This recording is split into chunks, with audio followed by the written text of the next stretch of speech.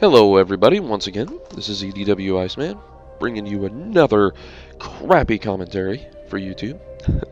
Here we're going on Siege of the Warmind on Destiny. I have two clanmates with me this time. The other two were just from one mission, of course, but broken into two parts. I was by myself, but you'll need to listen to this. I'll be right back. Rasputin is the last of the Warminds. They were the greatest defense systems ever devised. A massive network of satellites and doomsday weapons built to protect humanity. Crota's army gathers near one of the Warmind's hidden bunkers. We cannot let the Hive destroy Rasputin. Or worse, control him. Okay, so we finally get to learn what Rasputin and the Warminds and all that stupid crap your ghost was always talking about is really about. Finally. There's a secret I skip over the part bunker beneath the Forgotten Shore. right here, just beneath the Forgotten Shore. This is where we end up. You may have seen this bunker before. It has like some high-level knights guarding it. Music. Rasputin's in trouble. I don't know how music. I'm in trouble. It's my in trouble music. But here we go into the bunker. Like I said, you may have been here before. There were some high-level knights. Real quick, I'm a Titan. Scorp's a Titan. The control room. And that's important for the control room part that she just mentioned. I'm Striker, class on the Titan. Scorp is Defender. Bishop, the one talking right now. This is definitely different. Is Warlock. I don't have a... I mean, in my opinion, the way we did it, I would say you definitely need at least one Titan, because Scorp uses the Ward of Dawn with Weapons of Light, which allowed us to do more damage. Now, here I'm using the Ceros mainly to just break through these guys. It's just Thralls, Knights, and Acolytes. There's no Wizards or anything. You know, Wizards have that energy shielding that's usually solar. So when we get into the control room, we have to try it 3 times to actually get through it. It's in waves. There's 3 waves before the final wave, and that has a huge ogre like Fogoth from the moon. And his name is the Might of Crota. He walks around, shoots energy out of his head like a mad bull, you know. But I speed through that part here at the end of the video, and I can show you exactly where to go, the best spot that we found, using that Ward of Dawn to get your weapon damage up. Now, as far as weapons go, I highly suggest everything that does solar damage, simply because of the Wakers of Crota. The Wakers of Crota are wizards on steroids. They rapid fire their energy, they're super quick, they put that poison crap everywhere. They put these little energy circles on the ground that if you step into them slow you down, you can't jump. The weapon setup I use is Vision of Confluence, scout rifle you get from the Vault of Glass, Icebreaker, which is an exotic sniper rifle, both do solar damage, and then of course Tahis and Vengeance, which is the rocket launcher you just saw me use there. You can listen to the rest of this, and I'll get back with you when we get into the control room. Scorp finds a ghost here in a second, so that location is very important. Enjoy!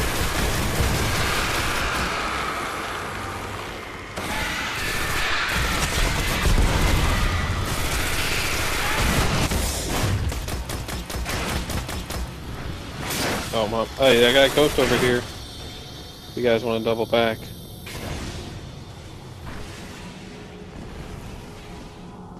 Right here on this ledge.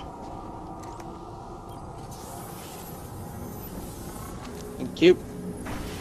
Welcome. I didn't know my mic was muted. I've been talking this whole time. It's just different. I like this. It's something new. See, just like Scorp explains there, it's something new. You know, Bungie told us that they would expand the game over the time that it's out, so we knew that this was coming. And this guy would not go down. We were all 3 on this guy. Sorry, a little bit of free breathing there on my part. Now, this next part has no audio, obviously. It's just going to be me talking, so I'm sorry for those of you that just have to sit there and listen to me. You can speed through it even more if you'd like. This is the control room.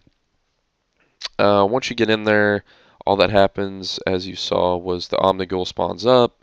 She kind of fights with you a little bit. Then she goes into the room where we were killing that knight just a few seconds ago and locks the doors down. So you're not allowed to get back in there. Then she starts spawning these waves. And that's what I was shooting at there. And right there, that's a Waker of Crota.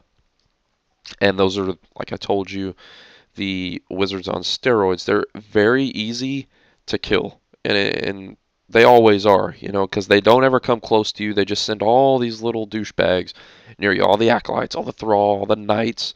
Now, on the 4th wave, where the Might of Crota comes, after the 3 waves of the Wakers, you know, the knights with the big swords come that love to chase you and melee you no matter where you go. We have a solution for that. We kind of figured it out during the actual process of fighting them. We didn't, you know, like I said, this is the 3rd time we're doing it that you're watching. The first 2 times I was still using the Suros. I hadn't played Destiny in a couple months, so I forgot about the whole, oh yeah, if I use the same type output weapon that their shield is, you know, it drops it super quick. That way it allows you to do damage faster. So for those of you that are experienced Destiny players, you know, you would definitely want to have a higher level weapon. We're all level 29. All these enemies, we did this on level 30. That's why it took us a couple times. And like I said, we had no idea what we were doing. We went into this, you know, like, wow, that's why they keep saying, you know, this is different. Oh, I like it. As you can see, we go down a lot. There's one point here, I think, might be on the last wave with the Might of Crota. We almost lose it, but Bishop gets us up. And we start using the corners. And that was a really neat strategy that I cut the audio out, but Scorp gives the idea, and I follow him over there. And what happens is, see that corner I'm shooting into now? Well, back behind that, there's 2 pylons, and they're on both sides. If you go back that far, the enemy does not spawn behind you, only in front of you. And for some reason, they won't run over there. The knights will come real close, but they won't actually cross, I want to say, the threshold of those. I can't remember the burning energy on the ground, but they won't cross that. See, here he is. That's the Might of Crota. I suggest this spot where we are because see how he gets me there. But those little points on the end of that platform there really cover you from his energy, but you get trapped behind it like we did right there by the knights. So eventually it stops working for us, and we try to get out of there. See, I kind of jump away for a minute, come back. I think we get this knight down. This is where, see, me and Scorp went down. Bishop gets Scorp up. Scorp gets me up. And that's the last time we had a real close call. I think Bishop goes down one more time. Yeah, I do right here. And after this, Scorp says, hey, you know, Iceman, follow me. So we jump all the way over here, go through these stupid, fuck you guys. Jump over here, jump again. This corner right here. And it's the same on the other side. You got the energy split like that on the ground. And I think that has something to do with it. I mean, they can cross it and it won't hurt them, but it's like, see, he comes, but he doesn't really. I think we kill him actually before he makes it all the way there, but it seems like, yeah, that is what happens. It seemed like that. I mean, it took him a lot longer, and it may just be the area, how open it is. Then he's like, all right, let's go over to the left side because there was another knight over there. The Might of Crota is extremely low on health at this point. Because as we were distracting the knights, Bishop was giving him a good beating. Get this knight down. And then I head to the left side with Bishop. He gets lost somewhere along the way. Now, solar damage against this guy. Honestly, I just had the weapons out, and as fast as the waves switch, I did not have time to select a different class. So I stuck with the same one. It did fine. I mean, honestly, you know, your Icebreaker is going to do up to 300 damage. Same with your rocket launcher. And of course, Vision of Confluence. My Vision of Confluence was doing 248. My Icebreaker was 274. And my He's in Vengeance was maxed out at 300. We get Weapons of Light. Actually, I think. Oh, yeah, he's done. Okay. But as you can see, he had Weapons of Light. Guys, rate, like, sub. You know, I'm new to the commentary thing. I hope y'all enjoyed. I'm going to do every mission from the DLC. And check out Bishop's channel. Check out my channel. We have montages for Call of Duty. Hope you guys enjoyed. I'll see you next time.